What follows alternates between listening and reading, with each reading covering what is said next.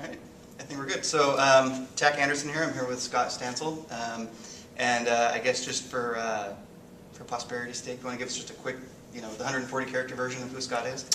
Who Scott is? Scott is a former deputy press secretary to President George W. Bush. I was press secretary to the Bush-Cheney 04 re-election campaign. Longtime political communicator, Ironman triathlete, and techie.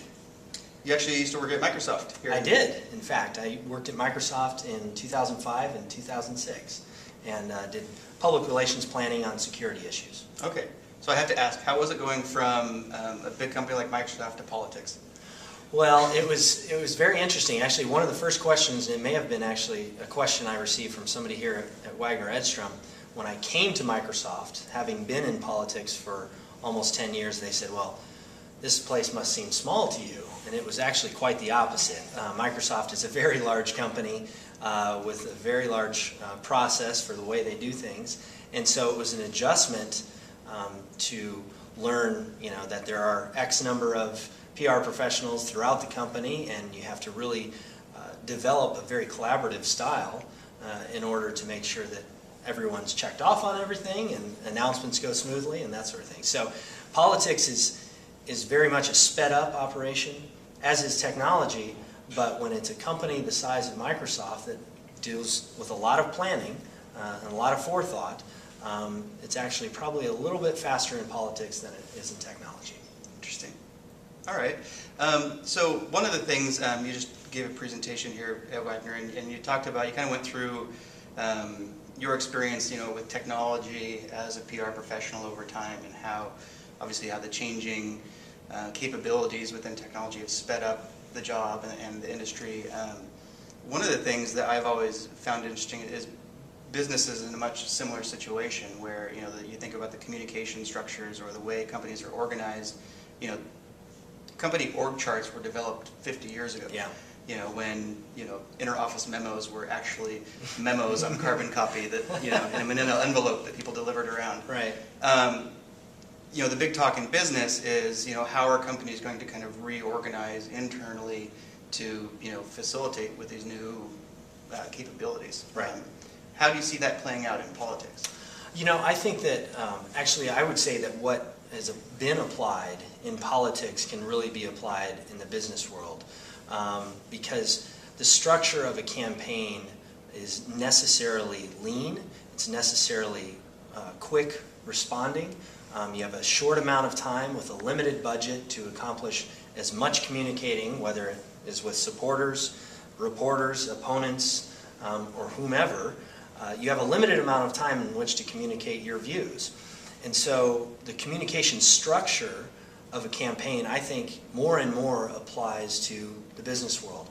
You have to be smart with your resources in the business world. You have to be responsive to the conversations that are going on now that are very public conversations. It used to be that, people may sat around their kitchen table and talked about, gosh, did you see the new Coke? I didn't really like that. But today, if new Coke was released, you would see an explosion of conversation on the internet, on Facebook, on Twitter, and it would be a completely different communications challenge for Coca-Cola than it was, years ago when that product was released. So having a bit of a rapid response, sort of war room mentality to the way that you engage in that communications conversation is very important in my view.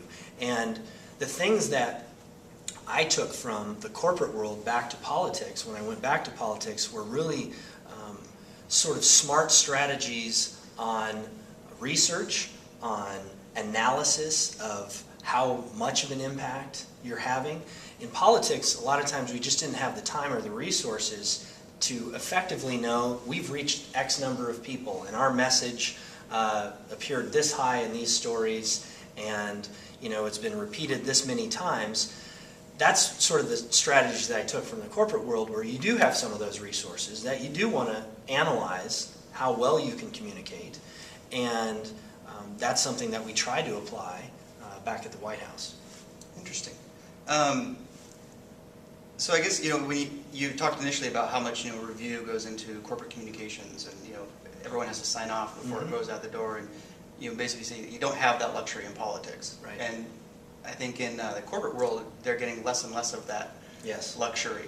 So I guess any tips on how do you, in a very short order, make sure that you're on message and make sure that what you're saying isn't going to come back and bite you later? Yeah, I think that one of the things that corporate communicators need to focus on is they need to do the preparation. In my view, that every good communications operation has done a lot of work before anything gets out the door. And some of that is education on the issues or the products. Some of that is making sure that you know what your competitors are doing, and understanding the tone in which you'll communicate. So hopefully everyone who walks in the door at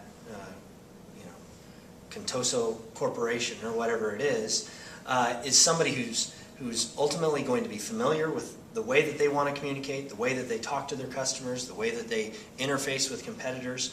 So the tone is very important, because your shareholders are going to be watching. There are many different ways to research what a company is doing these days, and it's important to be thoughtful in those communications, but responsive at the same time. So hopefully by the time you get to having a conversation on Twitter or on Facebook or anywhere else, you've done a lot of research, you've done a lot of educating of yourself or your staff to make sure that when they utter a sentence, that it's consistent with the message and the tone and the presentation that the company wants to provide to the public, to their customers, to shareholders, to reporters, because all of those lines have blurred. I mean, reporters are going to see the same thing as your competitors, as your customers, more often than not, if you're doing it all in a public-facing forum like Facebook or Twitter. So what I take away from that is basically we need to prepare our people better and then kind of trust them. Yeah, you do. It does take a lot of trust, and it takes you empowering your people.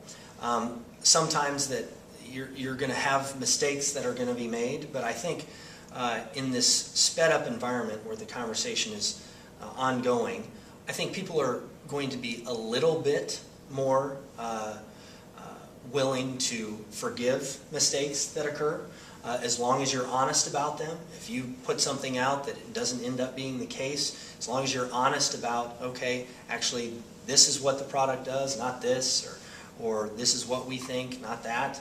As long as you're honest about that and keep up that communication, I think people, your customers are going to trust that.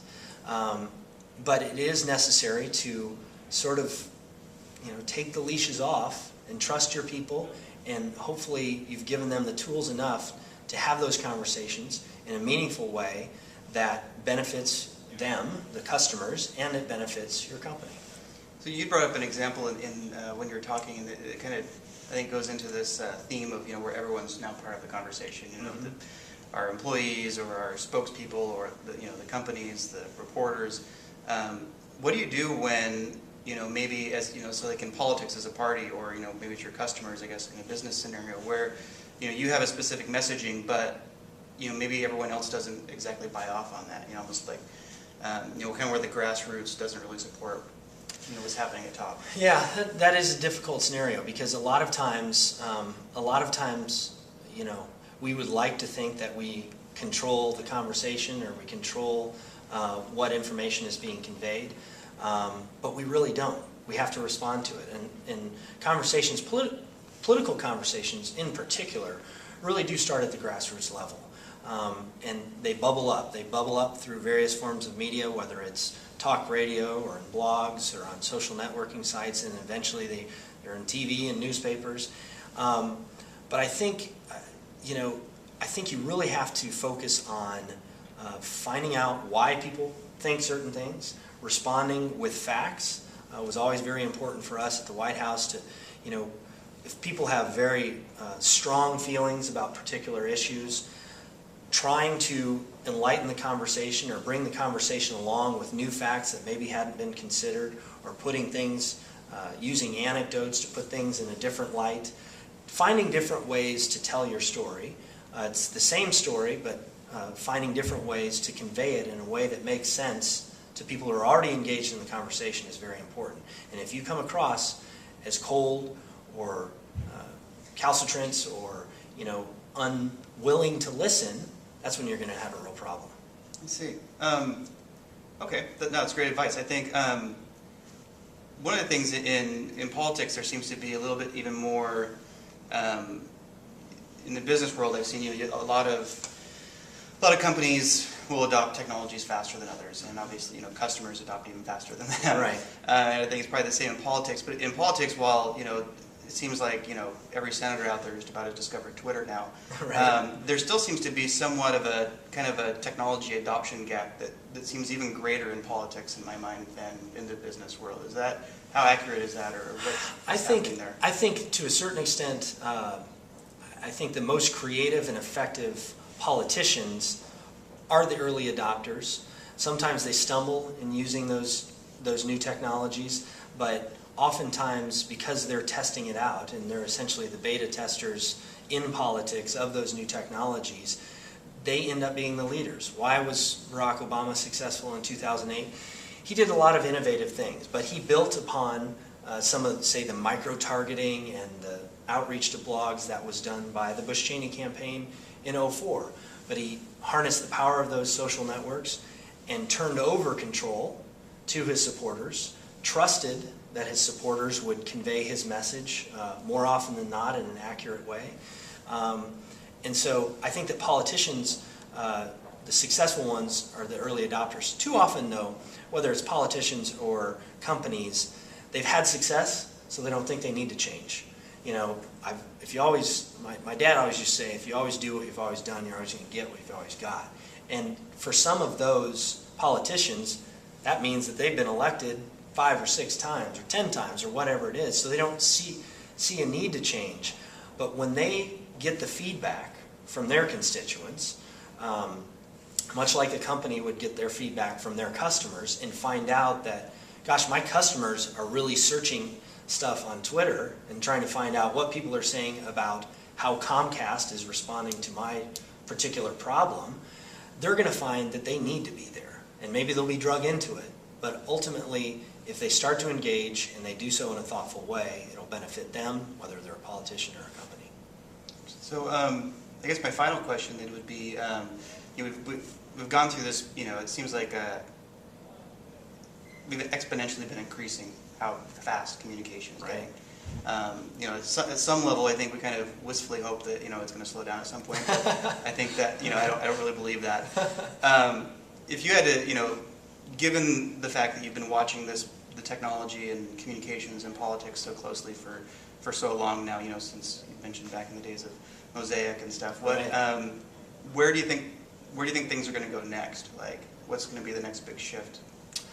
Boy, that's a good question. The next big shift to me is, I hope that there is more in politics, there's more citizen involvement. I think you've seen that. I don't think that the genie will be put back in the bottle and the next election it will go back to people getting all their information from those 30-second negative ads on TV. I think that it's opened up a conversation that I think more people can get access to. So if you're interested in politics, but you're maybe a reserved person who wouldn't have 10 years ago attended a town hall meeting, but maybe now, because I see that Senator Grassley is on Twitter, I can follow what he's doing and try to engage him in that way. So I find a way that makes sense for me to engage in the conversation. I think that sunshine is the best disinfectant, and for politics, having more information out there is important. And I think all of these different tools, the tech tools that give people access to information at a moment's notice, are a good thing. It increases transparency, it increases accountability, and I think that all of those things can ultimately make elected officials more responsive to their constituents. And I think that's a good thing. In terms of businesses, it's the same thing with customers. If you are opening up and being very open about your plans as a company or your procedures or your processes, I think that speaks to a customer in a way that is going to maintain that loyalty. And they're going to want to come back because they've been engaged with as a person who's thoughtful, who's knowledgeable, who's smart, and has real opinions, and that company respects my opinions because they've engaged me on that. So I think that these tools can only hopefully help the process. But you're right, the conversation will continue to speed up, and I think we all need to look for ways to find information that makes sense, that's accurate, that isn't just a lot of chatter, and finding ways to get information that makes sense to us in our daily lives.